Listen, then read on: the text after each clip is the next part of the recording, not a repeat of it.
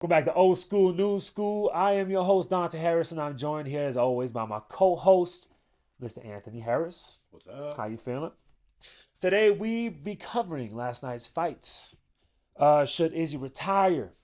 We're gonna go over the RAF card that we had at the exact same time yesterday, and also next Saturday's Chris Duncan and Mr. Renato Moicano. Let's get right into it. Old school, new school MMA. Hey, roll it from the roots to today. From the cage to the ring, we say. Old school, new school MMA. Let's start at the top of the card. Izzy, Joe Pyfer.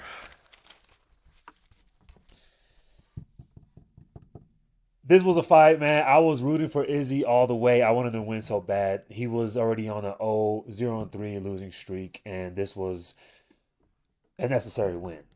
Many people thought that. I thought it was because I thought if he were to lose this fight, it would be the end of his career. And lo and behold, unfortunately, he did take that L. What'd you think of that fight? I thought Izzy looked real good. I thought he had a great game plan. I thought he was wearing out that calf early on. I don't understand a couple things in the fight from his perspective. Watching it, I don't understand why he got in these exchanges when he was so much quicker and he could have fought from the outside. And I think a couple more of those calf kicks, the way that he was doing, would really affect the game. Yeah. So the exchanges was my problem. I don't know why he got in those exchanges because we know Pyfer's a heavy hitter. Yeah. He's a heavy hitter, man. He can knock you out. We obviously see his power. So I just didn't understand that part of the strategy. At all. He did look fantastic. In the first round, absolutely just outclassed him in the entire first round. Those calf kicks, like you said, were adding up. His range was on point to where when Joe Pyfer was throwing, he'd be like millimeters away from his face. And I was like, this is prime Izzy right here. It is. It was. Then we get into the second round, and we were talking, and I was even like, yo, it looks like he doesn't even respect his power. Yeah. Izzy was walking and acting that's like he doesn't exactly even what you respect said. his power, and he was on him, putting the pressure on him. But then you would see where he would push him against the cage and go head first, Yeah. and like wants him to hit him. Yeah. And how many times have we seen this now? That be the end of the fight for him. Yeah. You know? I don't understand it either. That's something that he probably is going to go back and look at too. We don't know what's in his mind during the fight, but as somebody to watch the fight, to observe his actions, it just didn't seem like the right move. Yeah. He was winning. I mean, if you look at the striking, he had 58 total strikes to 52, 42 significant strikes to 36. And most of those strikes from Pyfer was from the ground striking. Yeah. So Izzy, I think, would have won that fight if he would have stayed in his first round strategy. That's the way I look at that fight. And I just didn't understand his mindset.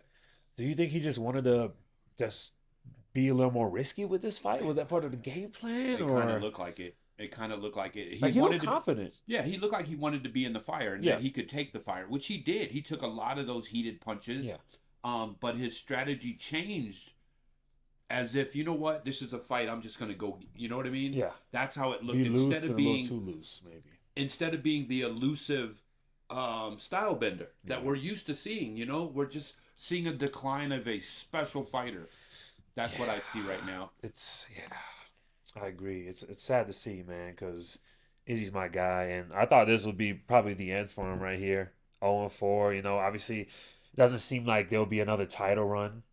So he's kind of just a good name to throw on the card. He's always fun to watch, even if he's 0-4. I mean, people are still tuning in, you know. But where does he go from here, you know? I think if he's gonna stay, competing, he just got to change a few things and be the guy he used to be and be that elusive fighter. You know what I mean? He does get in these exchanges, and he always has. He's not afraid of the fire. We know that. But I think every time people see Izzy fight, they want to see the champion Izzy. You know what I mean? They think they're going to see that, and then anything less than that is such a letdown to his fans. I don't really see it that way. I thought He fought a great fight. He just allowed Pyfer to fight in his style towards the second and third round, and that just changed the whole dynamic of the fight. Yeah, it is weird. I mean, Pyfer was even mentioning after the fight that his punches didn't even hurt. Like, he was just living with it. He could eat them all day, Yeah. pretty much. To where, I mean, he was never known as like a heavy striker, but he's the one he'll piece you up with combos Yes. and just the constantly. combination of his strikes will hurt you. The accumulation, Yeah. right.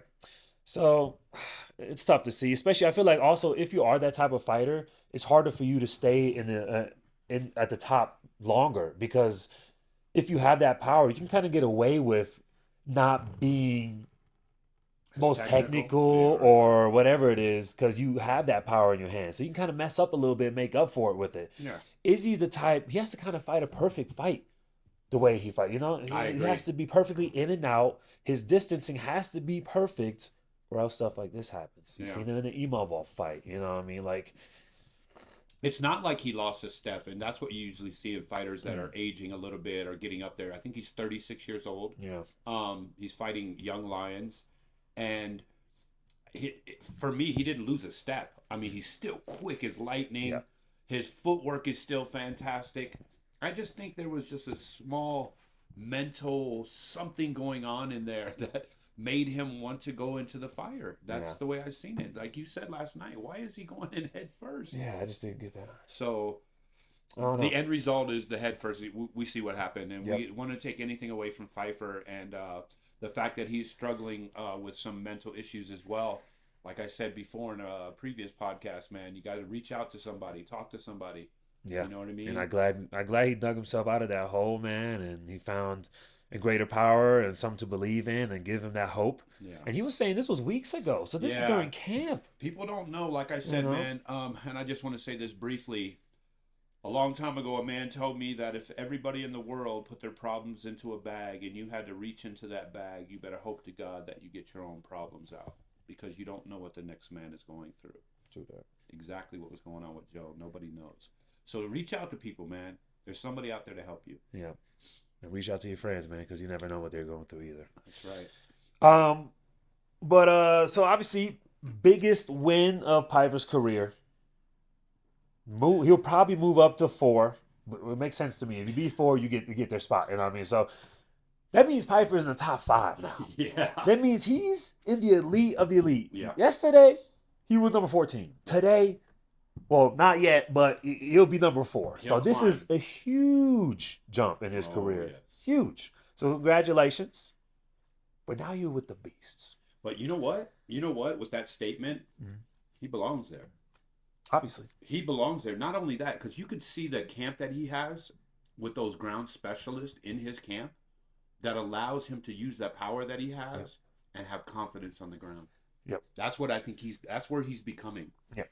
You know what I mean? So, And I think also he was talking to Izzy after the fight saying, I would love to go out there and learn some things from you. Pyfer, bro, he's still young, man. he's 29 years old, dude. Right. He's 29 years So old. he can learn some from over there and just polish up his skills. You know, he could be a problem. Yeah, he can be At a problem. 185 especially. Yeah, and to overcome everything he overcame in his life and to be the man that he is today, just keep moving forward, man. You're an inspiration to a lot of people, man, especially after seeing what you did last night. Yeah. So keep moving forward, Joe. You're the big man, no doubt. Yeah. So putting them up here, we obviously have some big names. It's a little tough because I thought Imavov was going to get the Chimaev championship fight, but it is what it is. They gave it to Sean Strickland. So we have Imavov, Duplessis are the only ones who will be above Joe Pyfer now. How are we gonna settle this? Because it's a little uneven, right? Well, you know what? Because you could do Duplessis Imavov, I guess.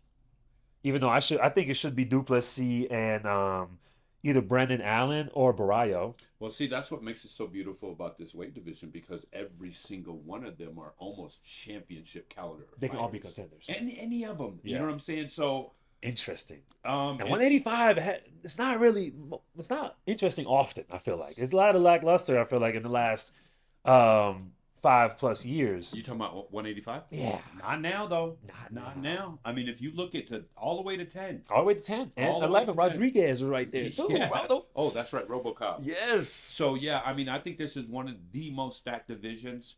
And I think that your man last night, Pyfer, showed that he belongs with the Killers. Yeah.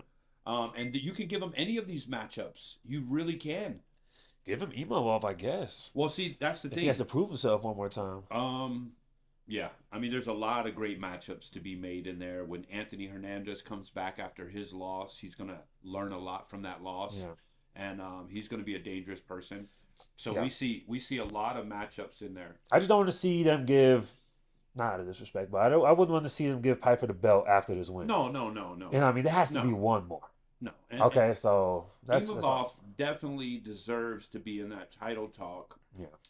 I think before anybody else other than Strickland.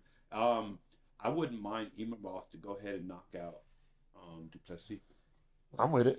I would like to And show I think he would. just to prove the fact that, listen, this is where I belong. Yeah. And I'm gonna take this matchup against Duplessis. Yeah. And prove I'm the number one guy. And that's a 1-2 fight. Yeah, I know. That's dope. Like we don't never get to see. We love that. Yeah. Those are number one contenders. It's perfect because it's a champion losing his belt, dropping to number one, to where the next man up is fighting the number one contender, do be the number one contender for the belt. That's how That's should. what That's it's about. Exactly. That's what it's about. That's like that's what rankings are championship for. Exactly. That's like championship fights, mini championship fights within itself. Exactly. So make that happen. That'd be awesome. And then who do we give Pyfer though? Does he just wait? Who wins between that? No. Or? We got Kyle. Kyle right Oh, there okay. after a very good win from my Dutch boy. Yes, great win. Yeah, from De Reiner. I think De Ritter rather. I think it'd be a great matchup between the two of them, especially to settle who's going to be a real top 5 guy. Yeah. Who's going to take that top 5? Because Brandon looks great. Yeah. He looks great. So. And also one thing, I feel like we kind of do bring it up almost every episode, but it's kind of the theme of the new Paramount era. It's the out with the old, in with the new. It's all these old veterans going up to up-and-comers. And that's all the matchups we've been seeing lately, you know? Yeah. That's been the theme. It So it almost seems like they're trying to get them out of here and get this new generation going from the Contender Series specifically, because we had 11 Contender Series alumni on this card. And soon we're going to have an entire card of just Contender Series. We're getting there already. You know, that just shows how much the sport is growing, because these guys that are coming into the Contender Series are having a lot of fights prior to getting into the Contender Series. Yeah.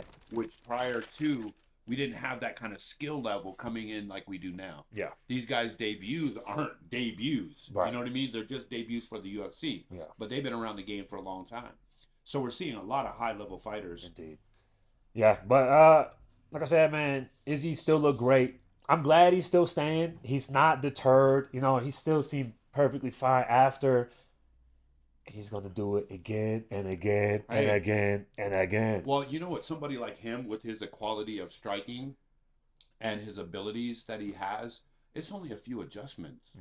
It's not like he has to learn all these new things. It's just a mind game for him. That's it. Yeah. It's nothing more. If he loses it athletically, that's a different story. Yeah. But the skill level that he showed last night shows that he's still a top guy. Yeah. You know what I mean? He just made a few mistakes as far as if I was coaching him in that sense, you know, keep your distance the whole time, man. Yeah. Strike and move. Stay on that calf. Stay on that calf. And we didn't get to see any of the grappling that I was hoping we'd see. Yeah. He did try to take him down with that. What was it? It was a body lock to an inside trip? Yeah. Was that what it was? But he didn't get it, though. He didn't get it. It would have been nice. It was a nice. But you know Joe Pyfer, a big, strong dude, man. I mean, he's huge. You see when he gets Izzy against the catch, that boy's got a back on him, man. And that is kind of tough because the dudes he been fighting are all these big ass dudes, from Duplessis to Imavov to Joe Pyfer, to where you think, could Izzy go to another division like a 170? 170 is just such a big cut. You know, it's just such a big cut for him. Izzy walks around at 200. I think he walks 200. I don't think so. I think he's a lean 190. You think he only drops 10 pounds? I don't think he drops that many. You're right, because in most of the times in those lands, you do see him very sucked in. I think he's just slightly over 200. 205 maybe. He's probably one of those solid bone people where you really can't lose any more weight. Yeah. You know what I mean? But I feel like it's just a big gap between 185 and 170. That 15-pound difference is huge. No, I know. That's But why. That's where that class you were talking about would be beautiful. Yeah. You know what I mean? If you had an in between somewhere where he Yeah. would fit perfectly. Yeah. Because he's fighting monsters. Yeah. He's almost every fighter you see him fight against is a bigger guy than him physically. You know, even Pereira, when he fought Pereira, that was his crowning achievement, really. Yeah. After that, we just seen a decline of Izzy. It was sad because I feel like that's pretty much where he peaked. He was climbing the mountain, right? He was beating all these dudes. He looked unstoppable. Here comes the boogeyman, Alex Pereira. Beats him. Adesanya's biggest adversity, pretty much. This is the dude who's beaten him already 3 times now. He's in his head. He's got his number. He turns around, gets the greatest one of the greatest knockouts of all time. Right. Biggest finish of his career, probably biggest win of his career. He's at the top, tippity top. And then he goes on an 0-4 losing streak. And you got to think about that, right? So when you have something to drive and fight for, like really, really fight for, there's nothing that's going to stop you. Yeah. When you accomplish that, what's left? Yeah. There's no more boogeymen. There isn't. So Beat 'em. So to have the drive to stay on top, it has to be an unbelievable burning, and it has to continue. Yeah. And if it doesn't continue, every single guy on that roster wants what you have. Yeah. So if you lose an inch, they're gonna take it, and that's all Izzy did. He didn't even lose an inch. He just lost something mental. Yeah. That's it, and they take it. They'll take it right from you. And that's how things work. Yeah. Heck yeah. But at the end of the day, it was a good fight, and I'm pretty sure they gave him performance of the night to Joe Pyfer. Mm-hmm. Give I'm it to not him. mad at that. Not mad at it. That's cool. I mean, there's some other great performances, though. Yeah. Co-main event. Whoo! All I wrote down was wow. Wow. Yeah. Alexa Grasso knocked her out with her straight left. Turned her whole body around, and she hopped on her back instantaneously. Have you ever seen a quicker transition from a knockdown to a rear neck choke? It was reflex. It's like she didn't even think about it. It was. It was straight left, hop on the back.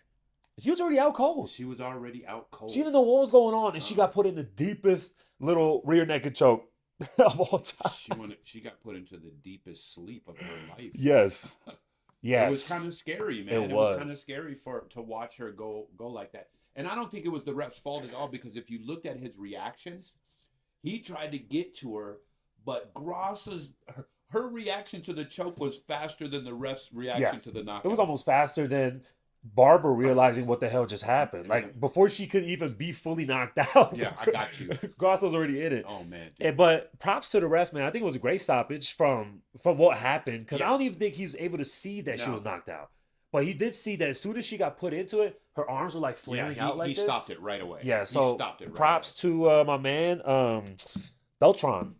Yeah. Shout out. Yeah, he also is a jiu-jitsu guy. He knows knows the dangers. They gotta be some type of MMA guys. Like, they gotta know what the hell. If the ref isn't, man, then you don't see the small things that need to be seen. Exactly. You know what I mean? Exactly. That's a fact. Yeah. There was a comment that DC made, bro, where we had to look at each other like, did he just say that? Where Barbara is literally on the ground. I got her eyes open, but she's basically unconscious, right? She's just laying there. DC's like, I think it's setting into Barbara that she just lost her streak. I wish we could play. I wish you could play the clip, bro. I wish we could. Sorry. It was. That's a devastating loss. Yeah. That's a devastating loss, especially after an 8-fight win streak, losing to this same person. Yes. And this person didn't do what she did last time to you. She destroyed you. Yeah. She was on a completely different level. And how must that feel? Having such a dominant streak to then lose to the same one you lost before the streak. It's like, this is the person I can't beat. Yeah. It's a nemesis. It's somebody you cannot conquer. It's another Izzy Pereira situation, right? Maybe. I mean, we might see that in the future where Barbara's a good fighter, man. Yeah, of course. I mean, you know what I mean? I think the difference in that fight was that southpaw orthodox. It left that straight open every single time. And we talked about it earlier. There was no hand fighting from Grasso. She did not hand fight. Yeah. she knew exactly what she wanted to do. If you notice the fight, she led with the straight left. Yeah.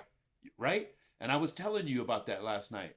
How she's leading with the left. She's not leading with no jab. She's not going to try to go around that fucking right hand. She's going straight to the target. Yes. You called it, and that's what she hit her with, too. Ended it. Beautiful. If you look at the total strikes, it was just 12 strikes from Grasso. Yeah. All it took. She got took no damage. So, fucking awesome performance. I'm glad Barbara's okay. I know she has history with seizures, so I was hoping that wasn't going to be the case there. I was real scared for her. But glad she was fine, man. So I was thinking, Grasso's a little bit in a tough situation. You know, she's already fought the champ 3 times in a row.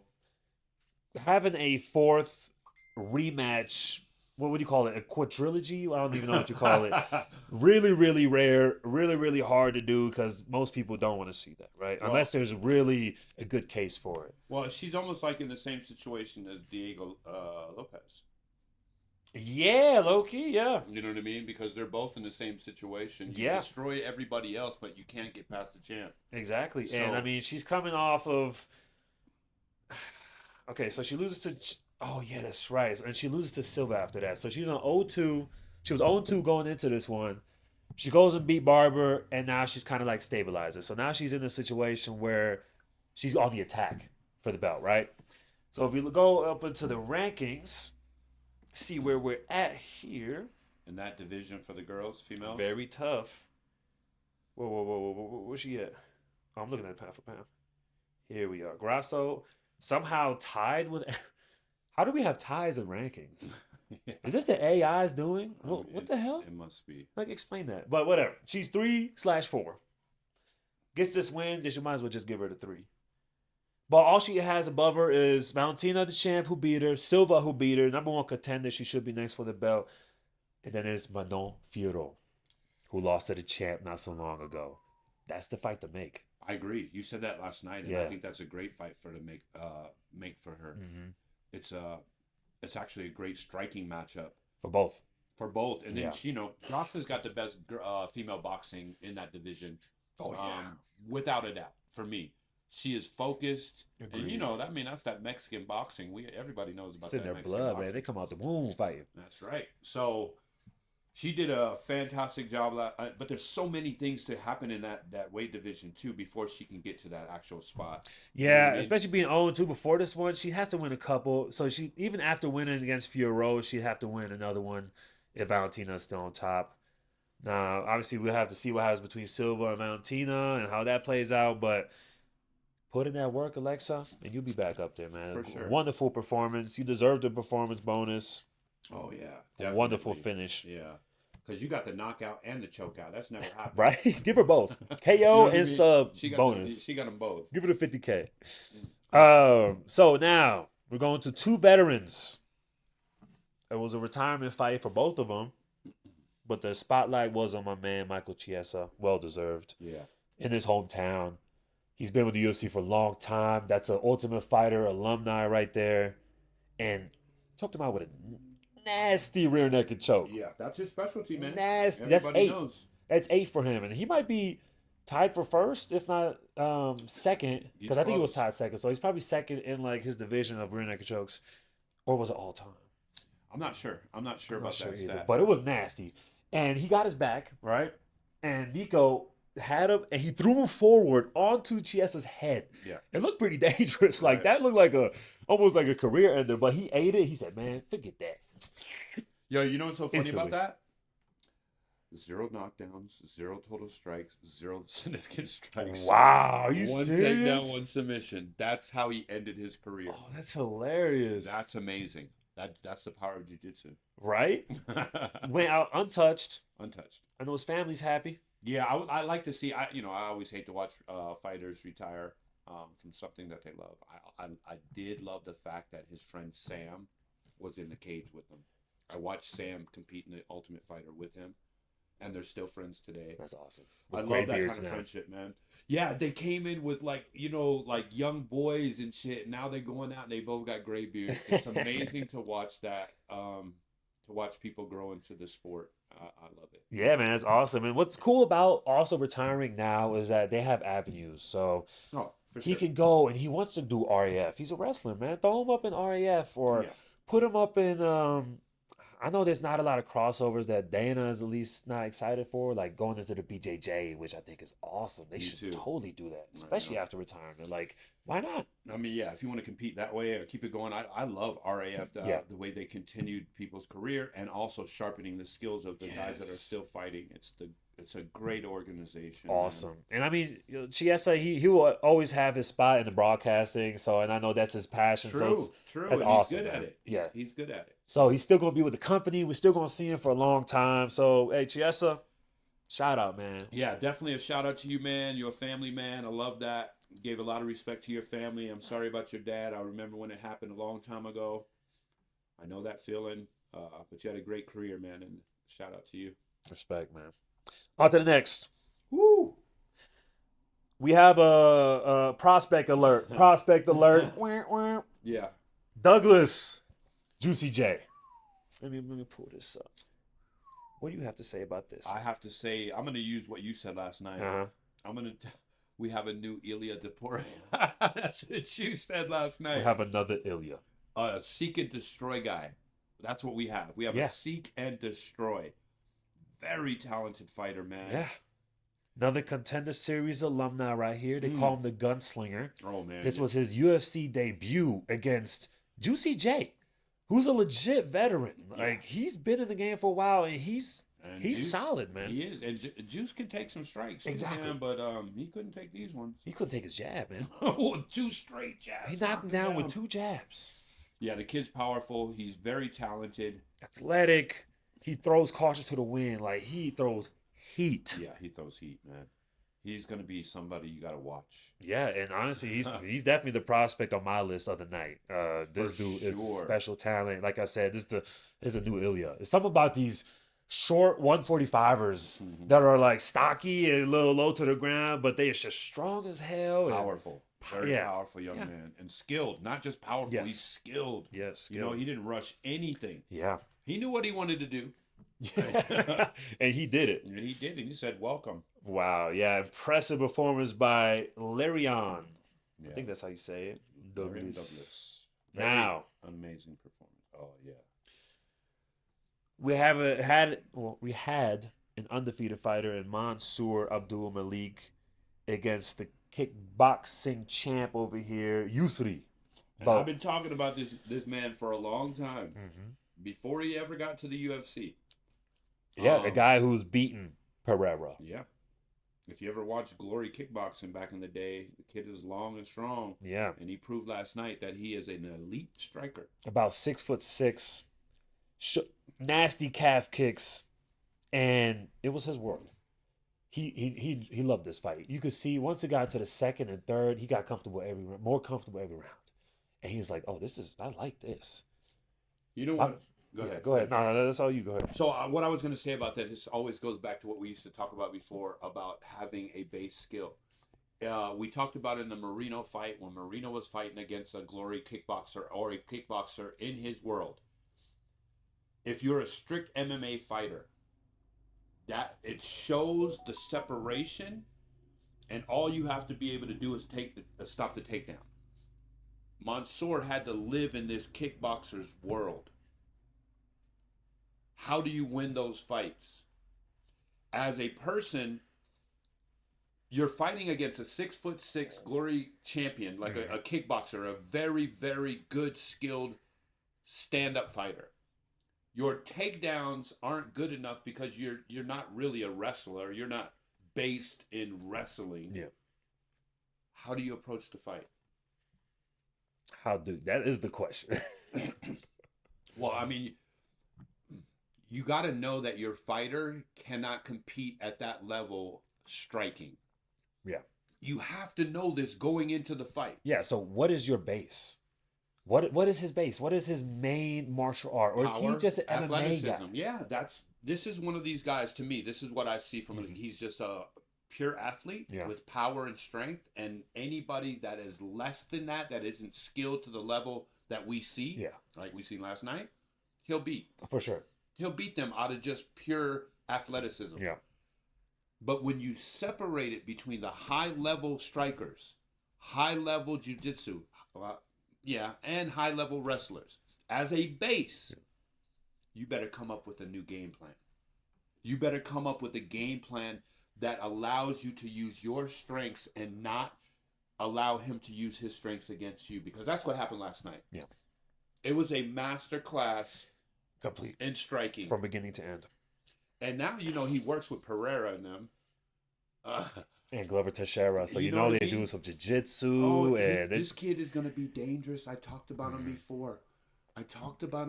He's a problem. And he had Mansour looking lost out there, man. He was tagging him up so bad, and they could have ended it after the second round. Oh, man, please. The way he stood up, and Mansour is obviously a tough guy, but he got up and he barely made it to his chair, man. And then you go to the corner and you got the coach like, "Are you good? Do you know where you are?" Whatever he was saying. I was like, dude, if you got to ask him that. So here's a question to you. When you see a situation like that coming to the end of the second round and your fighter is being totally dominated and pretty much almost knocked out at the end of that round, yeah, is there not a point in time where you want to save your fighter and throw that white towel in the ring? Yes. Is there a time that you say to yourself, okay, should we just let him take this ass whooping? It's good for him? Yeah. I mean, I don't think so. I think this is a point in time where you got to realize, man, my fighter can't win this fight. Yeah. Going into that third round, nothing else could have happened except for what happened. Exactly. There was nothing else. And the coach was saying, go die an honorable death. What the fuck? That is a horrible thing to say. Even though, I mean, Nick Sick, you're a great coach, bro, but I don't think that's the thing to say. At the end of the day, it's about longevity and the health of your fighter. Yeah. Okay? So this is not his life per se. This is his job, okay? Yeah. And he needs to sustain it. Exactly. And I do understand that mentality that you have to have these kind of fights in order to know where you are and who you are as a man, as a fighter. Yeah. I get it. Not in that situation. But I think they already have that mentality. A fighter would never go and say, "Nah, I don't think I can do this anymore," because these dudes are warriors. They're gladiators, okay? So if you were the coach and you got to ask your fighter that, he's not going to say, "Yes, please take me out of here." Yeah, exactly. But maybe the inside, he might want to be like, "Please take me out of here." You know what I mean? I just think that was one of those situations where if you want to throw in a towel, that would be the best time. And there's honor in that, because I'm saving my fighter, not from disrespect. Honor. It's not embarrassment or humiliation as some people might see it or some fighters might see it. It's being smart, man. That's what I look at, man. This guy's, he had a 0 on it, but you've seen there's a different level to this right here, man. And we got to go back to the drawing board. So I'm going to save that big-ass bump on your lip and your eye and your nose and bring you back to the drawing board. And then, they go into the third round, and Mansour's on autopilot at this point. He's not really there. His hands are down. He's getting tagged up, but he don't care. He's still throwing spinning back elbows, and he was throwing it all still, but for what? You're getting tagged up so bad. And like you said, there was no other result than what happened. Like that, whatever happened in the third was inevitable. It was going to happen regardless. So you threw him out there just to get unnecessary damage, in my opinion. That's the way I look at it. I mean, it might be a controversial statement to some people to say that, but as a coach, I mean, I know you want to see your fighter see how much he can push himself and how far he can go. But in that situation, there was a no-win situation. It had to be a Hail Mary something. I don't even know if he had the strength and power to pull that off. Yeah. So I didn't like that. I didn't like the fact that they should have stopped the fight in the second round, at the end of the second round. The ref seen that the guy wasn't even coherent, really. Right. Like, you know what I mean? So, but we'll see. Maybe it make him a better guy, but you're never going to be the world class striker this guy is. You gotta find what's good for you, man. What kind of like bum rush this guy, make this dirty, get him against the cage, use your strength, use your athleticism there. Don't use it in the middle of the cage because he's gonna pick you apart. Yeah.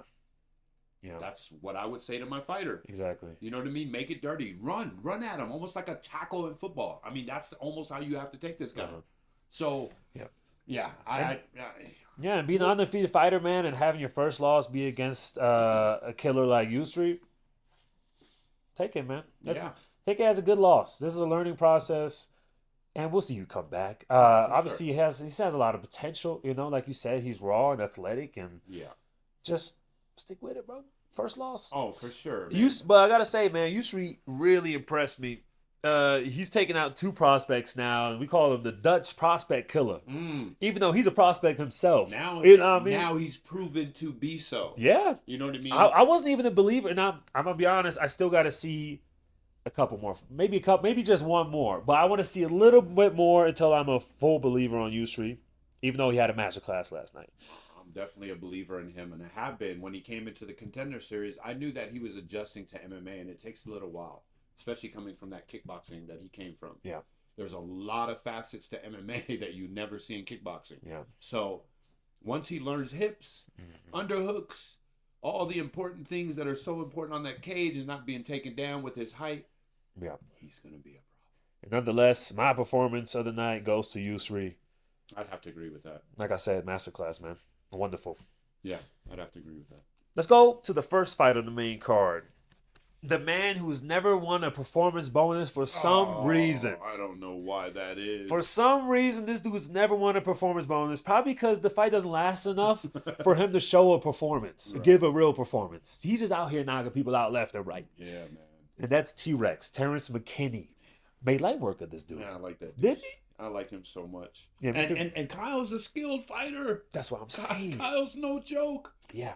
And what was really interesting is that, so we didn't even go back to look at the replay because you say it was a knee to the body, which I saw at first too. But when I saw the replay, I didn't think the knee connected.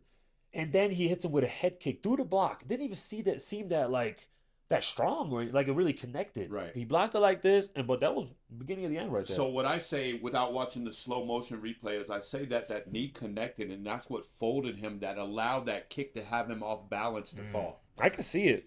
Because that knee definitely connected. Yeah. Definitely connected. And that's what got him off the balance to the point where when that head kick came, boom, he was down on the ground and just took T-Rex's blows. Yeah. T-Rex, you nasty boy. Nasty, dude. Hell yeah. Nasty. That's all we gotta say. I mean, it ain't much to cover, right? Yeah, there's not much. I'm sure there was a huge upset for Kyle in his mind. Like, you train so hard and to get beat like that so quickly, that is a disappointment. It's tough, man. It happens, right? That's a disappointment because those kind of fights, like Kyle would probably have won that fight if it would have got outside of the first round. As far as skill wise, I think he's more skilled than T-Rex is, but I don't think he could take T-Rex's. T-Rex is wild, man. His aggression and if you can't withstand the storm in the beginning, there's gonna be problems. Yeah, man. Remember, like Drew Dober. Remember that fight where he withstand the storm? He almost got knocked out like multiple times. He somehow survives the storm and then ends up knocking him out. That's right. That's what happens. I mean, if you could survive that, T-Rex is nasty, man. Yeah. He's just one of those guys, man. Yeah, one of those dudes you see on your next fight and be like, I don't know if I'm gonna throw down with this dude. Exactly. But shout out, man. I mean, he has an awesome story too, man. From being alcoholic at age 19 to changing his life, man. And look at him now. That's what it's all about, man. Awesome. Changing your life. That's what it's all about. Let's look at the prelims here a little bit. The fight of the night was on the prelims. It was the feature prelim between Ignacio Bohemandez and Tofik Musayev. Tofik.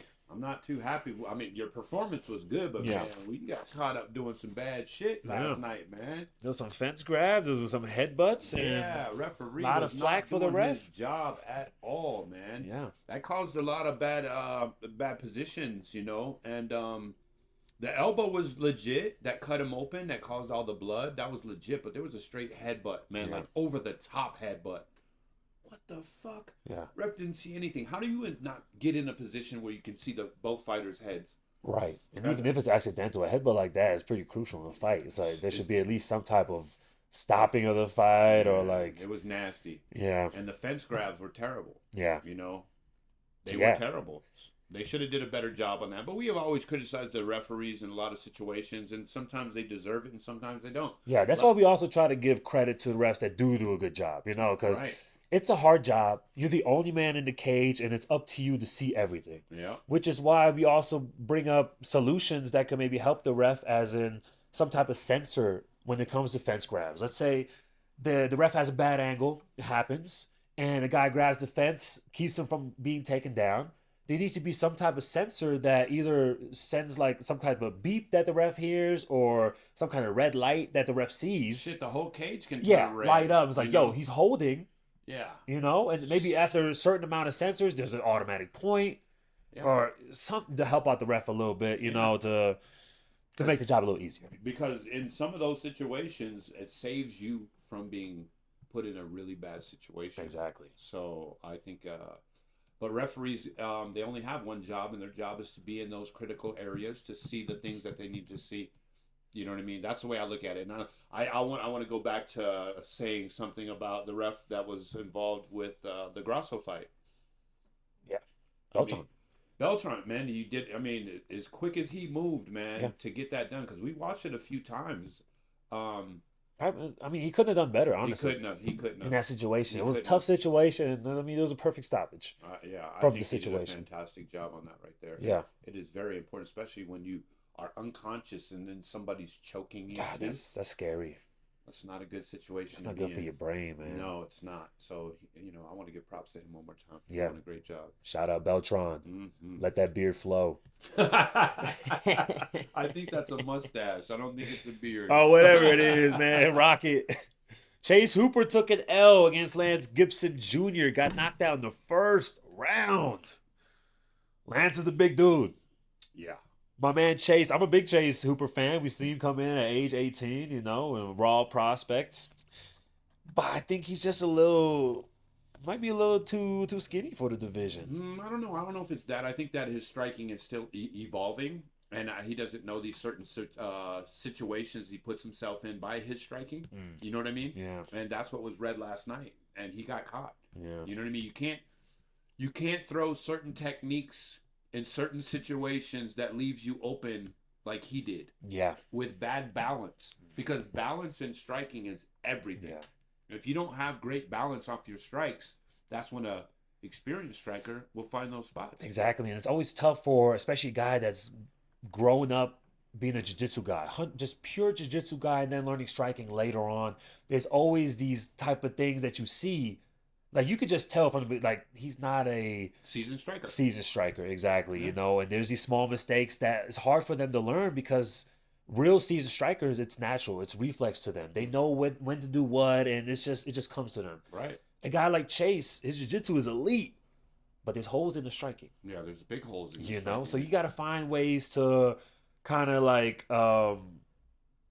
cover that or it almost, if you look and you want to compare something, it's almost the comparison of the Grasso fight because it was a straight punch, orthodox against southpaw, and that's the difference, and maybe that's what he didn't see. Right. You know what I mean? I don't know, but I'm just saying that's one of those situations where you got to be very cautious because the straight strikes in those situations are right there. They're right there. So you got to stay off the center line as much as possible, and he did not in that situation. He got caught. And the same with Barber. After her strike, she got caught in the center line, and Grasso didn't use anything but a straight. So, but great performance from the Canadian young man. Indeed. I don't want to take anything away from him, and because he had a tough assignment against Bobby Green. His debut. And I think it was a great thing, and he had a nice little speech at the end to talk about how he got there and he took his loss and everything. So I have a lot of respect for the man. We'll see him again. Great bounce back, man. Yeah. Welcome back. Let's see here. Casey O'Neill got her a win. Yo, let's talk about the performance of Navajo. My man got a finish in the second round against Bruno Lopez. You know what I liked about this fight? What's that?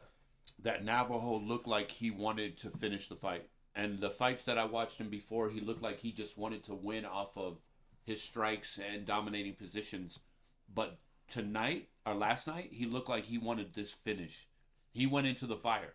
Yeah. And he looks sharp, man. Yeah. He looks good. And he looks a lot like my boy Pascal in Amsterdam. Every time I see him, I say this. Pascal, shout out to you, my man. We found your twin. For real. From another universe. This dude Navajo gets better every fight. He does. I love these fighters that get better every fight. You can see it, man. You can visibly see how much better they're getting. Yeah. And Navajo is a young prospect that I was high on coming out of the Contender Series with Izzy, and his striking resembles a lot of Izzy's striking because they're pretty close, and he's got the perfect build for build, MMA. Man. He's just like the perfect build for MMA. Size, fun to watch, reach, good striking. Yeah, dude. So I mean, dude, you have to keep an eye on this dude because I think he's gonna be climbing the ranks here soon. I think so too. Very soon at 205. They'll give him a big fight soon. The ranked fight might be next, honestly, because 205 isn't that deep. No. So you can really throw him in here Because look what we have down here. We have a Ming Yang, Dustin Jacoby. Yeah, he could definitely pop in there. Yeah, throw him in his top 15 right here, and we can mix some things up. Definitely. Indeed. Definitely in that division. Indeed. Was there anything else on the prelims that has... Oh, yes. Of course. A draw. Yeah, this right here was the most disappointing decision of the night for me. I like Ricky Simone a whole lot, but I think that Adrian had the perfect game plan. He fought the perfect fight. He listened to his coaches. He performed beautifully. Yeah. And he almost got the knockout at the end. And they give him a draw. Yeah. He outstruck Ricky the whole night. As far as I was concerned. Even in the numbers. I didn't even understand the numbers. Didn't seem that close. No, man. Really didn't. So I don't know if people agree with that or disagree with it, but if I haven't watched any comments or seen anything. But, I do got to say, Adrian used a game plan that Rob Font should have used against Raul Rosas. He tried. You know, that's what what's his name was trying to do. That's what I just said his name. What's his name? Rob Font. That's what Rob Font was trying to do. But Adrian Giannis did it perfectly. Low to the ground. His striking was... doesn't have the striking of Giannis. Yeah. And that was the difference. Because that jab that Giannis has was not allowing Ricky to come in for those takedowns. Exactly. Ricky's biggest moment was in the second round when he got the takedown and was able to land some strikes. Yeah. I think he struck well, but no, he got outclassed, I thought. Yeah. And honestly, we have to keep an eye on this girl, Alexia Dainara, bro. Man, was she aggressive? Aggressive. Man, all 3 rounds she fought the same speed. She's a beast, man. She's a monster, man. she's a little problem. Bruna Brazil is pretty nice. She is too, man. Wasn't she on a little win streak for a little while? I think she was. That's why this is such an impressive win. Because, I mean, she dominated, man. Look at the strikes, 137 to 70. And look at all divisions. She went from head to body to foot. I mean, she tore Mixed it up perfectly. 6 takedowns, 2 submission attempts.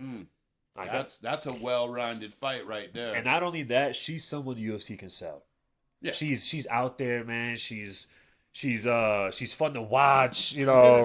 She's entertaining. So, and for me personally, I like to see more black girls in the sport. I mean, we don't have very many that, especially quality-wise. And I mean, I don't want to say anything. I like Angela. She's one of my favorites. But definitely like to see this girl move up the rankings a little bit. Indeed, man. And she's 15 right now or 14. I know she's ranked. No, I don't think she's ranked. Yeah, she's ranked. I think she's 14. I think she's ranked. I don't even know what division she at. Should be the... Nah, I don't think she's ranked just yet. I hope not, because she was the first fight of the night. Ranked fighters should never be the first fight of the night. Well, I don't know, but I thought she had a ranking behind her in the fight. Or she might be soon. Oh, there she is. Yeah. Alexia, number 13. 13. See, so she's definitely and in especially in the strawweight division, she can do some damage. She man. could. I mean, it's not that deep, really. As aggressive as she is too, and Yeah. the skills that she possesses, I think she can be a lot of fun problem. matchups.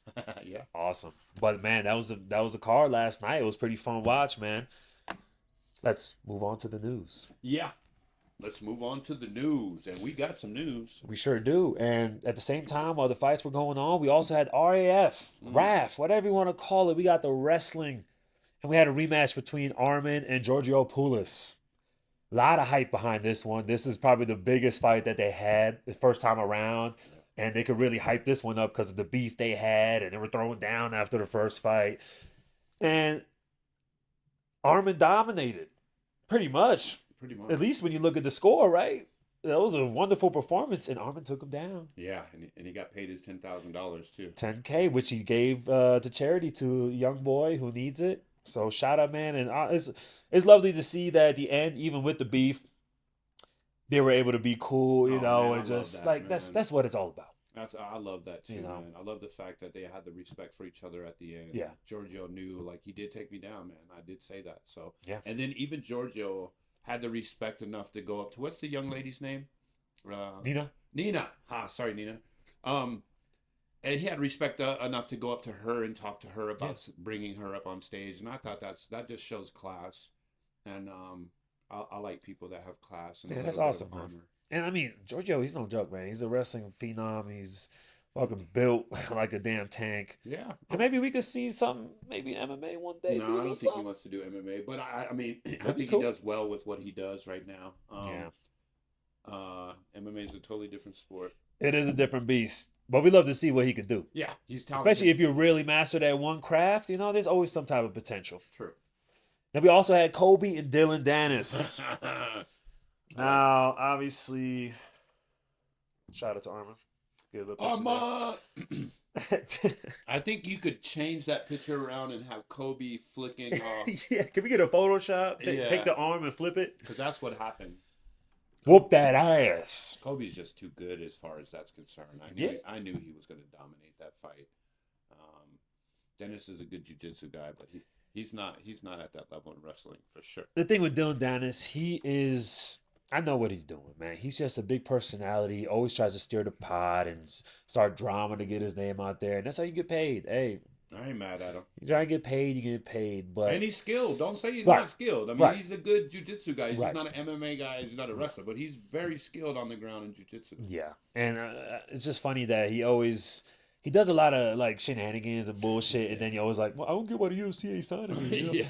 Yeah. If you really, I don't even think he wants to join the UFC. I think he's just saying that to be like, oh, Dana don't want me in there. Yeah, and it he could can be. always talk shit forever because he knows if he were to go in there, he wouldn't even get ranked. No. He wouldn't. No, I don't think so. Yeah, no. I don't think So I'm glad Kobe whooped that ass. I'm not even the biggest Kobe fan, but yeah. I'm always going to go. You want to for see my the UFC MMA boys. guys. Yeah, exactly. That's You just always the want to way see it him is. win. That's just the way it is. So it was a great performance, man. It was. And Kobe, like I said, Kobe's no joke, but we need to see him in the cage. We need to see Kobe back in the cage. And also I want to bring up the fact that Kobe was a huge supporter of Trump and all of that. And we seen him when Trump came with his whole entourage, we seen Kobe right there. But Kobe learned a valuable lesson, I think, along the way. They didn't feel about you like you felt about them. And we've seen that. We see that, Kobe, and now you got to know where your alliances are. You know what I mean? Yeah. Who you trust and who you don't trust. Yeah. And also, I mean, there's two ways about it. The thing is, Kobe in his last few fights, he hasn't got a win in a long time. So would you throw a guy like Kobe on the White House card when you're not really people don't really want to see Kobe, to be honest. I don't know about that. I don't know if that's true or not. But the fact that Kobe comes out in the damn Apollo Creed shit, you know what I mean? Like, he's the white Apollo Creed. He's the American, wrestler, the all-American boy, promotes himself, has the Donald Trump book, and, all of this stuff. People don't buy it, though. I don't know. I'm just saying, you would assume after he was part of this little entourage of that, they would give him this, and he found out that they don't feel the same way about him. Yeah. And that's a letdown. Yeah. I mean, I'll tell you this. Even though what you're saying is true, and I do see it, I still wouldn't put him on the White House card, but I would put him over Chris Dawkins. Why? Yeah, I would. Or not? Was it Chris or Kyle Dawkins? Kyle Dawkins. But not even that. Why couldn't he be on a prelim fight? Right, add another card. Add another fight. I agree with that. He deserves that in the sense of what he tried to represent. Yeah. That's the way I look at that. That's fair. Not the fact that I'm a great Kobe fan, because I'm really not. But I do recognize skill. You see the thing with him saying like, we don't even get paid off of EA Sports for being on the game and stuff, right? And they're like, and all the other fighters came out, I was like, shit, I get paid. Because it's based on how many people use you. So it's kind of like Kobe finding out right there, like, damn, nobody plays. Man, his character kind of played itself out. Yeah. You know what I mean? You were this villain for such a long period of time. You beat a lot of good guys. But then your downfall came, and now your rhetoric doesn't mean the same as it did before. Yeah. And you said this before, what kept him relevant is that personality. Because people weren't wanting to see him from the beginning. Right. But it's him selling himself the way he was, loved or hated, because both is money. That's right. And hate is usually a little more money. That's right. That's I don't know about that, because the love of Conor McGregor. And hate of Conor McGregor. Yeah, that's true too. So it's a good balance. He's got so much of both. You're right. That's true. Both sell big time money. Right. So that's what kept him afloat. But now, once he's already past his prime, he hasn't been looking great his last few fights. People aren't even like thinking about Kobe really anymore. He doesn't have that any type of pull that he used to have Yeah, to I agree. whatever That extent he character did. runs out after a while. You Yeah. have to reinvent yourself or do something, in which I think you might be doing in the RAF. You're Yeah. showing that you're a dominant figure there. Right. But I think as far as UFC in the 170 division now, I don't think you have a chance. So is RAF just a fun matchup where we just throw people together and just have fun, or are we eventually going to have like champions? Oh, I and- think so. I think they're really developing this sport. I think Yeah. it's just beautiful that they did this, man, to give these guys avenues, not just Americans, but people from all over the world to compete in this, you know? Throw in karate. Let's get a karate Well, we got match that. too. We got that already. we got combat yeah, karate, we got I guess. combat But it's not karate. really karate though. It's real karate. But it's not strictly karate. No, but then again, what is strictly But karate? there's ground, isn't there? No, there's not. In karate, there's really no ground. There's No, takedowns. I'm saying in There's only 3 karate seconds. combat. Yeah, there's only 3 seconds or so. Okay, so You can it's knock like somebody on the ground, strike them or whatever, but there's no like Okay. mounting and all that. it's just like a little you got changing your of the opponent to the moves. ground and you're able to throw strikes, maybe Okay. 3 or 4 strikes at the most, but that's it. Okay, It is actual karate, that's cool. so I think it's great too. I think Yeah. that the fact that the combat sports in the last 15 years have just blown up. Yeah, With bare knuckle fighting, the wrestling, the jiu-jitsu, the combat karate, MMA around the world. This is the biggest time in the world for combat sports. best time to be a fan, boy. Yeah, and I think boxing has taken a decline. Yeah, I don't hear nothing about boxing. I mean, the last big fighter that we watched was Crawford, and Crawford retired. There's some good fighters out there still, obviously. You know, Right. Haney, Tank, Ryan Garcia. I mean, I like Ryan, even though I had little issues with him before, but I think that he's a pretty good little fighter. There's a lot of guys that are interesting to watch. It's just not the same as MMA. No, and every time a boxing card comes, I don't know anybody all the way up until the main. I mean, like the other ones, I could really care less. You know, and then it comes to the main. That's where everyone's really tuning in. And that's what's so special about the UFC. When they came up with the Ultimate Fighter, it made people learn these fighters early on about their lives and how they are and how they interacted, and that makes you kind of have an interest in this fighter's career, and you watch them grow up, like the Forrest Griffins and people like that. It's a great thing to do, to get people as fans to really identify with the fighters they're going to be watching for the next few years, So. Agreed, man. It's awesome. I did want to. I just had a point, but I already forgot it. So we're just gonna move on to the next. We have a fight announcement: Manel Kopp and Koji Horiguchi. Is that his name? Kyori Horiguchi. You're better at the Japanese. I should know this. I'm sorry, man, but this is a wonderful fight. I love it because this is obviously the next contender fight right here. This is the eliminator. And they fought before back in Ryzen. This is a while back. It was a pretty good fight. Horiguchi finished him with I want to say a rear naked choke, if I'm not mistaken. But they're going to get the running back now in the UFC. Yeah, I think the same result's going to happen. Yeah. Yeah, I like Cobb. I think he's a really good fighter. I just think that, how do you say his name? Horiguchi? Horiguchi. I can never say his name right. He's the anime guy. You probably so he has never all will. these- yeah, so forgive me for that, but I think Cobb loses this fight. Kyoji. Let's Kyoji. keep it simple. That Kyoji. makes it a lot I think Kyoji just has better grappling. And I mean, when it comes to striking, they're both really quick, obviously, in and out, real fast, really light on their feet. But that's the difference maker, the grappling, man. Yeah, I think so. I think that would be the difference. Kyoji's really well rounded on that. So that might be his demise. Yeah, Which I and would look agree. how good he's looked like lately. I mean, he looked amazing. Yes. Cobb too. Both of them. Yeah. Both of them. So it's a perfect time for them to meet right now. Yeah. One has revenge on his mind. The other one has the belt on his mind. And the winner gets to fight for the belt next, even though there's a little bit of Controversy? not controversy, but there's some stuff going on at the top where they're waiting on Pantoja to still heal up. Seems like his injury was pretty serious because they have to make a fight in between to have him fight Taita, which means Pantoja won't be able to come back to fight for the belt probably a little later in the year, hopefully at least. Yeah. So, but obviously we want him to be 100%, because he's still the king at He's the king. 125 as far as right. I'm concerned, man. I think Van loses the belt. Is Taita? Yeah. I think so too. Because, I mean, we're looking at a high-level young man on the ground. Very high-level young man on the ground. Also, young cat who's only getting better, and he's 26. He's a smooth operator. Yeah, and He's we a might smooth see a Japan on Japan crime out here, man. That's a big possibility, isn't Yeah. it? Oh, damn, yeah. So When have we ever had two Japanese cats in the main, other than the Pride days? You know, and fighting for the belt, I don't think that's happened in the no, UFC. that's pretty awesome. That is awesome. That is awesome. All right, what else we got going on? More McGregor bull crap going on. Come back, we're coming back. We're gonna fight next month, I and we're could gonna care fight less. him.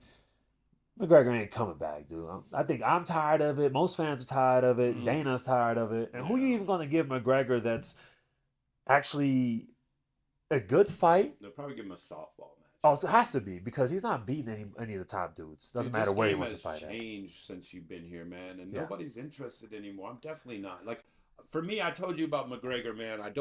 If you don't defend the belt, you're not a true champion to me. So you guys can say he's a double champ and all this stuff. For me, he didn't defend one belt, not one time, not once. Didn't defend it. So I mean, you get the belt, and then what happens? So the real test comes from defending that belt, not getting to the top of the mountain, because you have a whole bunch of people coming up on both sides. Yeah. And you knocking them down shows that you are the true champion. Yeah. So I never put him in that category as the greats. Yeah. I mean, Never. he up there. Yeah, I know. He's A top 100. lot of people. To get the belt, I mean, come on, I can't disrespect him. Of He got course. 2 belts, man. I Yeah. mean, I can't disrespect him. I'm just tired of this whole he's gonna fight. They gave him a whole Ultimate Fighter series. They did the entire season just for him to be like, nah, I'm not gonna fight because he's got all these other issues constantly. Yeah. Like, Dana, you don't want to deal with John Jones drama, but you want to deal with Conor McGregor drama? Yeah, no shit. Which is worse? You know? Like, just Especially get one past that is a his- multi-millionaire that has an attitude. You know what I'm And saying? drug Like, problems. so come on, man. Like, well, I don't want to get in this John Jones saga again because we have a nice episode for you guys coming up. Indeed. But yeah, it's the same thing over and over. I doubt he's ever going to come. And even if he is, they're going to have to give him like a Masvidal out of retirement or something like that. You know? Like, literally, that's that's what it a has good to one. be. Because he has the name, but he's not. And that's funny you bring up Masvidal because he just said he had something in the workings. I just hear with Hunter. Like, he's another one. Like, do we really want to see Masvidal come back? 2 big wins in his career that gave him who he was. 2 big wins. And I don't want to disrespect anybody who fights in this Of game. course. But when it comes down to coming back to the sport, you know what I mean? You're Yeah. not a former champion that we wanted to watch. His 2 big ones was Darren Till. And Nate Diaz. 3 big wins. Well, that Nate Diaz wasn't even a big win to me. That's a BMF belt. It still wasn't a big win. I was expecting him to win that fight. Yeah. The Ben Askren Yeah. and the Till fight is what made his career. Pretty much. That's what made his career. Well, actually, I'd say before he got into UFC is what made him That's what made him popular. known. Yeah, that's what made him popular. Yeah. But career-wise, he was always a good fighter. Like, he was always a very good fighter, not the best skilled fighter. Yeah. You know what I mean? But, I mean, come on, man. I mean, I don't want to see him fight anybody. Not really. Unless it's Leon Edwards. Oh, hell no. That's the only one I want to see him fight. Hell no. I want him to settle that beef. There's no one to give him here at 170, man. Well, Leon's been on the skid, so you can go ahead and give him one. Give Leon a good rebound. Yeah, give him one, man, because they got some beef to settle. Oh, I guess I'd like that then. See what else we got. We got Pereira coming in, weighing at 247 pounds. Oh, Ooh, Oh, my goodness. he looking big. He's getting ready for this, man. He's getting ready, and I can't wait. This might be fight of the year, low key. The mix up in styles. in Yeah, that fight, I love it so much. so interesting. How does Pereira solve the movement of Cyril Gane, and how does Cyril Gane stop the persistence of that left hook coming at your face? And what's killer about Pereira is that even though he's getting heavier, he's not a big mover. He doesn't like move in and out a lot. He doesn't. So it's not like speed is something that he's relying on. So he can grow in size and be 250 pounds or whatever it is, and fight exactly how he always does. Pretty much, because You he know? doesn't use athleticism to Exactly. win fights. He just uses his straight stand-up skills, In distance. dodging your punches and returning them. Yeah, exactly. Little quick leg kicks and slip up. Let me hit you with this left. The non-telegraph leg kicks. Ooh. Nastiest See- leg kick in the game. Yeah, and you notice who used that leg kick last night? Izzy. No, and who Oh. else? Who else? The Dutch boy. He used, Oh, he used the yeah, same, yeah, he used the yeah. same calf kick. because he didn't Oh throw my that God. before. Yeah. He didn't throw that kick before. Yeah. Telling you, this boy's gonna be dangerous. Man, I almost forgot, man. Someone got inducted into the Hall of Fame last night. Who could that be? I didn't even put that picture on there. Someone got inducted to the Hall of Fame last night. Because this is an important moment. This is an important moment. Take a look at this. Yeah. Take a look at this Do we need to say anything else? 1, 2, 3, 4, 5, 6, 7, 8, 9, 10. And that's One championship right here. Yeah. But one championship right there. yeah. Now, what can I say about Demetrius? That says everything. Yeah. That says everything about him. So happy that he got inducted last night. He deserved it more than ever, and I thought the UFC kind of 100%. forgot about him. They did him dirty, man. They did do him dirty. They did him dirty, but that's the least they could do is induct him into the Hall of Fame, man. He's the most dominant 125er by far. It's not even close. To me, he's top 6 all time to ever fight in the UFC. And it's funny he says 6 because there's a list, and There's a list. that'll have to be broken down later to explain that. For me, as far as actual skill, he is the most skilled MMA fighter ever to fight in this game. That's what I say. Skilled wise. Yeah. The best. Does it all. The best. And what really got me to that point, early on, you know, when they brought in people from all over the world that were champions from all over the world to try to dethrone Demetrius, and he demolished everybody. That's where we got to see Marino come into the play, right? That was an exciting thing. But when he beat John Dodson, and Dodson is probably one of the fastest guys you've ever seen, right? And what he did to John Dodson showed me that this guy is unbelievable. Yeah. And Rotan, I don't even want to talk about that fight. Rotang, then his fight, one of the greatest knockouts I've ever seen in my entire life against Morales. Where Payback. Oh my God, Payback. it was so beautiful, man. He gets him off balance. He's following him down to the fence. Boom! No, knee to the head. Yeah. Boom! Out cold. He didn't even look at it. He just walked away. He knew. Oh, one of the nastiest knockouts. Also, one of the nastiest submissions I've ever seen in my life. Was it Ray Borg? Yep. Throws him up in the air, mid-air, catches him, Armbar. Caught him like a sack of potatoes. Yeah. That's what he said last night, like a sack of potatoes. Dude, like, you don't see stuff like that ever. No, that was amazing. You don't see it. And it's funny because all the people that they threw into that Ultimate Fighter to come from around the world to go fight him, they're still in the UFC right now. And they're starting to end the end of their career. Got Moreno, Kai Kara France, Pantoja. John Dodson might have even been one of those, right? No, Dodson wasn't one of those. He wasn't fought him there? later on, yeah. Yeah, dude. I mean, what a wonderful career. Yeah, that was an amazing career. And to go over to Championship 1 and do what he did in Championship 1. And he could have done so much more damage in the UFC, man, if they just kept him. Yeah, I mean, it's so funny. They built the sport after him. Yes. But, they didn't want to build it on him. And I don't understand that, They were saying that it was almost like a Mike Tyson situation to where he was so dominant, people wasn't paying money to go see him, which just blows my mind, Me too, know? man. You want to see the most skilled. And also, who cares? He's the most skilled. He's the best. Who cares? Yeah. We want to see him, okay? And, I mean, you look at his resume, all you see is gold, right? Every single one of his fights is championship fights. He's fighting nothing but the elite. And I was listening to a podcast with him and TJ Dillashaw. It was pretty awesome because they were supposed to fight at one point. Yeah, I remember that. It fell through, unfortunately. But they were trying to have TJ go down to 125 and get rid of the 125 division. Yeah, and he couldn't that was do the plan. I know, they couldn't do it. But it couldn't happen. It fell through. Also, Mighty wasn't impressed with the money they were offering. And he was like, nah, I want some more. And they're like, nah.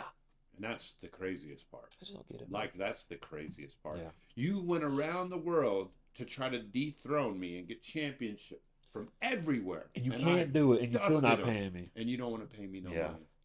So that for him to get that inductee last night, I was really happy that the UFC came around and did that for him because he deserves it. Yeah, dude. Shout out to Mighty, dude. One of the greatest. One of the funnest fighters to watch. Oh my goodness, yes. And such a cool dude, and has the best MMA podcast out there. Yeah. And hopefully one day we can get a little collab, Mighty. I would love a collab. Just talk to you a little bit. But so we would just want to finish that segment with this.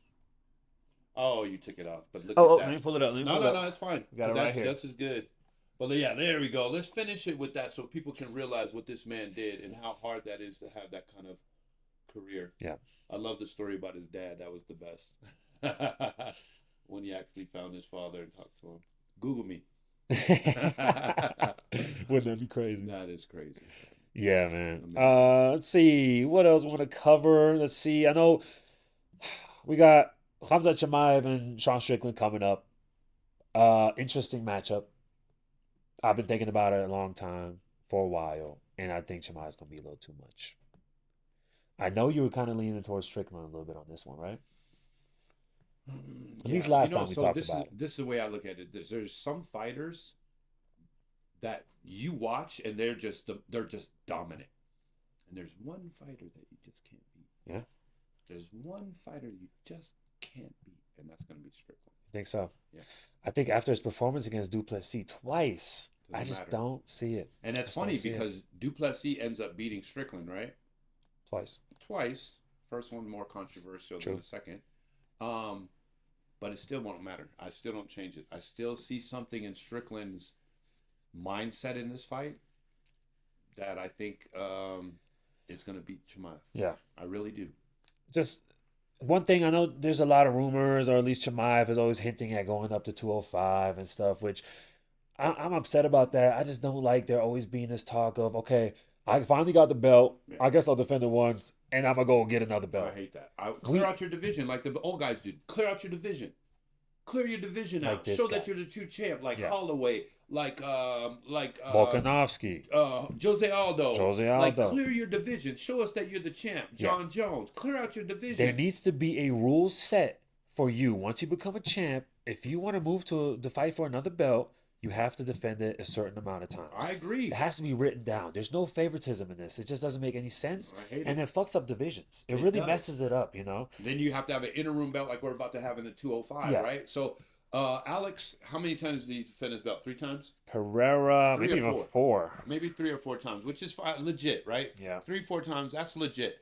But the way I look at it, back in the day, they used to clear out their divisions first. And even Izzy cleared out his division Yeah. at 185. Yeah, you know? he deserved that shot. That's right. So it needs to be said that these guys have to somehow, if it's not clearing it out, and I'm not saying that you have to fight number 10. Yeah. You know what I mean? But, I mean, you look right here. He wins it, defends it 1, 2, 3. Yeah, he defended it 3 times, but he won it twice. Okay. I'm okay with that. I'm okay with that because I would say one more. I say 4 defenses minimum, and then you can move on to another belt. But if let's just say you do become a champ, and you're in a situation like Chimaev, he wants to go to 205. Your first fight in another division, since you didn't defend 4 times, is not against the champ. You have to fight a contender, number 1, whoever's at the very top, who you can align with, and then you get a fight for the belt because you have to prove yourself that you're allowed to. one fight in that division. If you're not going to prove by defending the belt, I like that. you have to go to another division and beat somebody else to fight for the belt. Then I'm more contender, ideally. Yes, but if not, top 5. And they always hype Chimaev up for doing like all this tough training. You know, he's always constantly, he's hungry, he always wants to do You stuff. fight nobody. He fights once a year. He came into the UFC 3-4 times a year, but now that he's up top, he don't fight nobody. I fight everybody. Everybody? That's what he said, right? Anytime? I kill everybody. Yeah. But then you hold on to do whatever. But Well, I don't want to criticize that fight. That was a dominant performance. But yes, I would agree with you. I want to see him perform more and defend that belt more. and show a little risk. If that's going to be your personality, man, I mean, let's back it up. Back it up. Back it up. You know? That's why I said Sean Strickland's going to go to work. It'll still be an interesting one, though. So we have a comment from Ben Askren and DC from one of his 15,000 podcasts that he's on, saying that 80% of the UFC roster is replaceable. Hot take? I disagree with it. That's a pretty hot take, If yeah. you're talking about the heavyweight division, go ahead. You can say that about the heavyweight division. Right. You can't say that about the UFC fighters. The entire roster? And replaceable with who? Yeah. Other champions from the other divisions? I guess. I don't know. I think it's just a comment to be made. I mean, I don't understand why you would say something Yeah, like that. I don't get that one. Because I feel like once you're ranked, none of these fighters are replaceable except there's a very few, like you said, the heavyweight division is one of them. But when it's Maybe just, some in the female division, but every other division, man. Yeah. I mean, if you're talking about outside of the top 15, maybe, but I don't see how you can contradict yourself by saying that these guys are more skilled now coming into the sport, and then you say that 80%. Be replaceable. Yeah, it doesn't make any sense. Like I said, man, replaced by who? Yeah. That's the question. It doesn't make any sense. I think these guys coming into MMA now are more skilled. Definitely, they have already learned what people have had to learn along the way. Yeah. Back in the day, and they're more skilled. So, like you said, who are you going to replace them with?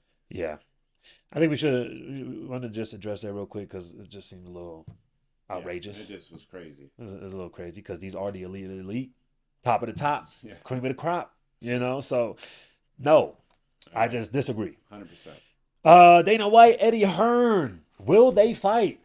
It seems like Eddie wants to fight him. Seems like Dana said Eddie won't fight me. Guaranteed. Will it actually happen though? Eddie's a pretty boy. Dana would fuck him up. Dana would fuck him up. Man, that motherfucker probably wears loafers and shit. Oh. I'm telling you, man. I'm telling you, Dana would fuck Eddie Hearn's ass up. You think so? 100%. Not even close. Eddie's just talking because he know it won't ever happen. Trust me. It probably won't. Of course not. But I would love that. That would be so That tight. would have sell out everything. Because Dana used to box back in the day. Yeah. You know he's jacked. Yeah, you know who else to throw in that card? Elon Musk and Mark Zuckerberg.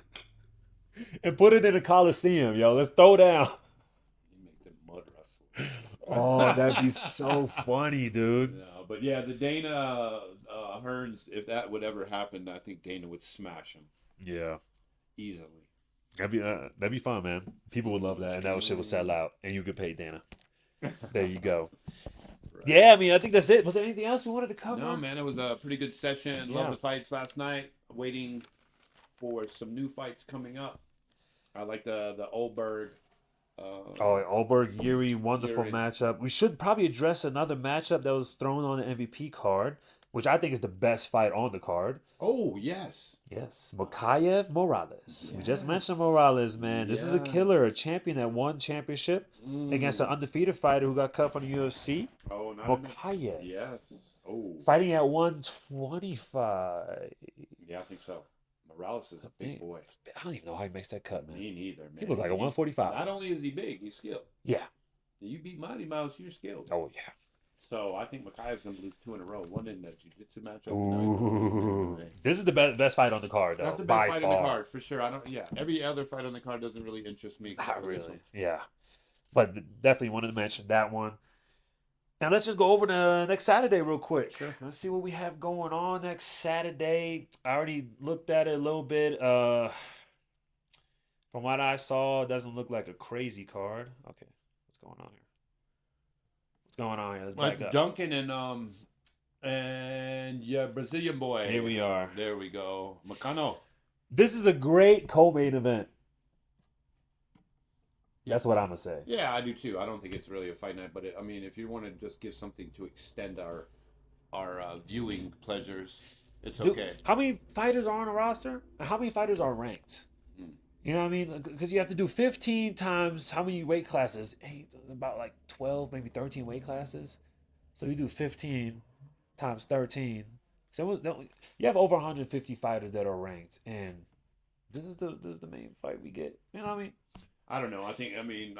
Duncan looked pretty good in his last fight. Mokaev, we haven't seen him in a couple fights. The card's not that great, but I think they're trying to introduce us to some. That's what these fights are, to give introductions. us some. Yeah, I think. Yeah, I mean that's fair. I mean I do like the matchup. Like I said, it's a great co-main event. Moikano and Chris Duncan, so it's a great big step up for Chris Duncan coming into the rankings now, fighting at number 10 in Moikano. Yeah. Moikano, he's a beast. Yeah, he's dangerous. He's a dangerous guy. And coming off a win against Dariush. Yeah. Who you got in this one? I got Mokaev. I think his ground game is too strong for Duncan. I think Duncan's a powerful striker, but I think it's going to come down to skills, and Mokaev's going to pull it out. And Moikano's going to end that streak. Yeah. My man Duncan is on a 4-fight win streak. Yeah, I remember he lost to Terrence McKinney, speaking of. No, he beat McKinney. Didn't he beat McKinney? He That's beat. right. He beat McKinney. That's He right. withstood the storm. That's right. That's exactly right. Co-main is actually a goodie. You know, we haven't been seeing a lot of girl fights lately. I feel like we see like 1 or 2 maybe. Sometimes we don't even get a single one because I feel like it's it's just kind of weak right now. Yeah. In the women's, all the divisions, unfortunately. You know, they're about 5, maybe 10 deep, if you're lucky. But we have a number 3 against a number 7 right here. This could potentially be a contender fight at the strawweight division, or at least line them up perfectly, because the strawweight, they have a couple contenders now. Right. Who you got now? Oh, I don't think Richie can win this fight. You think Yonderoba is a little too strong, I think- grappling yeah, heavy? Yeah, I think so. I think she's just a better fighter. Yeah. Richie's good. Richie's She got good. wonderful kicks. She is good, but I think those kicks are gonna get her in trouble, get taken Right. down. Right. Put her in a bad situation. That's how Yeah. I see that fight. I think so too. Yonderoba, I think she's going to hold on to that 3 and then try to make her run, possibly. We have some heavy hitters. Abdul Rakim. Oh my God, these names are getting ridiculous, dude. Abdul Rakam Yakiev Yeah. and Brenson Ribeiro. Fun matchup. It is a fun. Someone match. probably getting knocked out. Remember Ethan? Yes. He had a wonderful debut against Malcolm. Yes. Yes, a well-maker. Crazy debut. Everyone counted this dude out, but he came out and Looked performed fantastic. and He looked fantastic. looked fantastic. And this is going to be a second fight in UFC against Rafael. Rafael Esteban. 14-0. It's a good matchup. This is a wonderful matchup. These are 2 little young up-and-comers on the main card. Tommy McMillan. I don't even know who this kid. He has a stock picture. Oh, look at Tommy. With He the must have been from the afro. Contender Series. I believe so. Yeah. But, I mean, that's the main card, you know, so... Yeah, we'll see what happens. Nothing crazy. I mean, it's probably going to be a wonderful card. It's usually the ones you don't expect where there's just knockouts every fight. Right? But, you They're know... fighting for positions. Exactly. But- status. Like I said, man, main card, lightweight division, we're going to see a little movement at the top in the rankings. But I think that's all I had on my notes. Yeah, for me too. I just want to end with saying sorry about that, Izzy. I think you could have did a better job. I think you were winning the fight, and I don't know what's going on with you mentally. Yeah. Sorry, I didn't mean to. But I still You can't wait to appreciate see you again, Izzy. Yeah, keep it going. Always. That'll be it for tonight. Thank you for tuning in. If you enjoyed, man, give it a like, subscribe. We be posting every Sunday.